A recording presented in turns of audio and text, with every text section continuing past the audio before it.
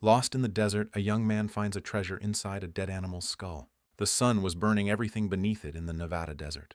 Even the air itself felt like an invisible fire. Endless stretches of sand, red rocks, and dirt roads with no sign of human life for hundreds of miles. Jack Miller, a 23-year-old American, was driving his old truck down a back road near a ghost town called Red Creek. He wasn't heading anywhere important. In truth, he was running away, running from his debts, from a father he hadn't seen in 5 years, and from a life that was slowly crumbling in Las Vegas. Just a week earlier, he had lost everything in a failed deal. The friend who convinced him to join the project had vanished, leaving Jack to face the debts alone. All he had left was his truck, some food, and an old map he had found among his grandfather's belongings after he died. The map wasn't clear, just faint lines, a mark with an X, and a handwritten word. If you reach the skull, don't trust what you see. At first, Jack thought his grandfather was joking, but when he had nothing left to lose, he decided to drive to the marked spot. After 3 hours of driving through the emptiness, his truck suddenly stopped. He pressed the gas, nothing.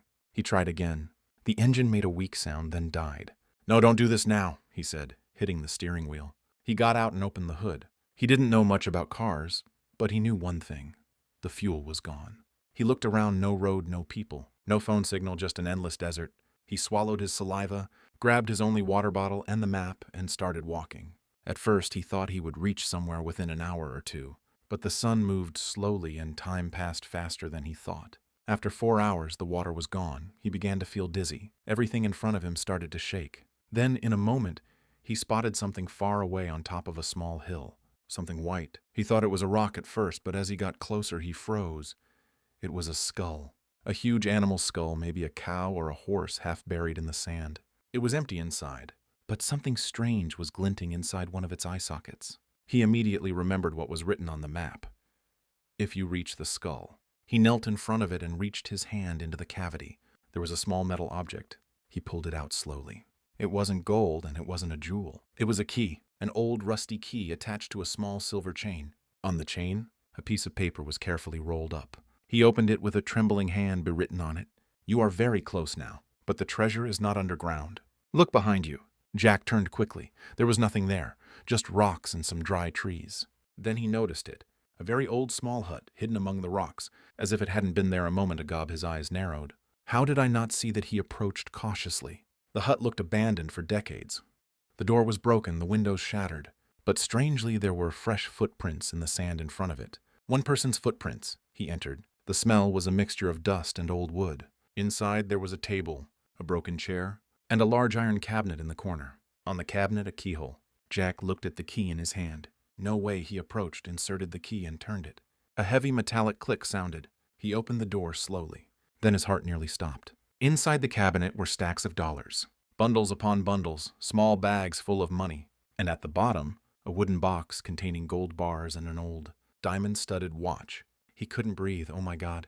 He quickly closed the door and looked around as if someone would see him. How much could this be? $1 million too? Probably more. Then he noticed something else inside the cabinet. A white envelope. On it, his name, Jack Miller. He stepped back. Impossible. He opened the envelope quickly. Inside was a letter written in handwriting he knew well. His grandfather's handwriting. "Jack, if you are reading this, it means you reached the hut and found what I left for you. I know you're angry with me, and I know you thought I was just a crazy old man telling stories about the desert and treasures. But there's something I never told you. 40 years ago, I worked with a man named Walter Crawford. We moved dirty money for a big gang in Arizona, and one night, Walter stole everything and ran. But I found him. I found him here. I buried him in this desert, and when I confronted him, he died. I left the treasure here. I intended to turn it over to the police, but I was a coward. So I hid it and decided that one day, I would give it to the only person who deserves a second chance. You, but there's a problem. If you reach the treasure, it means someone else might have reached it too. Walter had a son, and his son will never stop until he finds the money. If you hear footsteps behind you, run, and at that very moment, Jack heard a wooden floorboard creak behind him. He froze. Slowly, he turned around. A man was standing at the door, tall, wearing a black hat and an old leather jacket, and in his hand, a gun. Finally, the man said with a cold smile, "Knew the old man's grandson would lead me here." Jack felt the blood drain from his face. "Who are you?" "My name is Sam Crawford, and you're holding something that belongs to my family." He raised the gun slightly. "Step away from the cabinet." Jack raised his hands. His heart was pounding like crazy. He thought about running, but the door was behind Sam. The window? Too far. Then he suddenly remembered something. The letter, "Don't trust what you see." He quickly looked at the cabinet again. Then at the floor. Then he understood. Under the cabinet, there was a small mark carved into the wood, a small arrow pointing to a floorboard near the wall. Sam said angrily, "I said step away!" At that moment, Jack threw the envelope in his face. Sam was distracted for a second. Just 1 second. But it was enough. Jack lunged toward the floorboard and kicked it with all his strength. The board shattered. Underneath was a void. Jack fell inside. Then he heard a gunshot. The bullet whizzed right over his head. He landed in a dark, narrow tunnel under the hut. Sam screamed from above, "You won't escape!" But Jack had already started crawling. The tunnel was very narrow, barely wide enough for him. It was full of dust, spiders, and old wood. But it extended somewhere. Behind him, he could hear Sam trying to climb down. Then suddenly, Jack reached the end of the tunnel. He pushed a small wooden door and emerged into the open air. He was behind the hut among the rocks.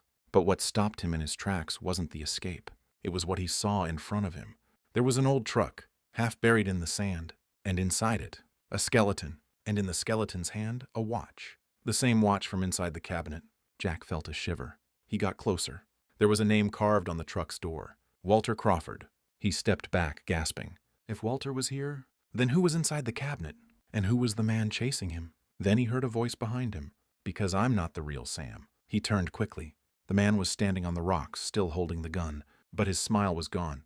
"I'm his brother, Daniel, and Sam died 20 years ago looking for this place." He stepped closer. "Now, give me the key." But Jack was no longer afraid, because he noticed something behind Daniel. The ground beneath his feet was moving, slowly. The sand, quicksand, Jack said quietly. "If I were you, I wouldn't take another step." Daniel stopped.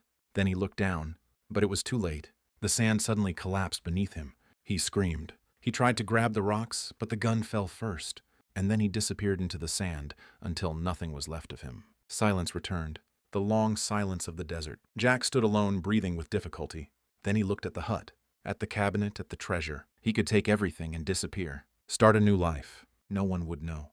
But as he looked at Walter's skeleton and the letter in his hand, he understood something. This money had destroyed everyone who came near it. His grandfather, Walter, Sam, and Daniel. He pulled out his phone, no signal. But he remembered that the main road wasn't far. He took only one thing from the box, not to sell but as a souvenir. Then he started walking out of the desert. 2 days later, huge news spread across America. Millions of dollars missing for 40 years found, inside an abandoned hut in the Nevada desert. No, police said an unknown young man had led them to the place, then disappeared. As for Jack, he was sitting in a small gas station on a distant highway, drinking cheap coffee and looking at the desert from afar. Then he took the watch out of his pocket, and when he opened it, he found something inside he had never seen before. Another map. And at the bottom, one word: begin.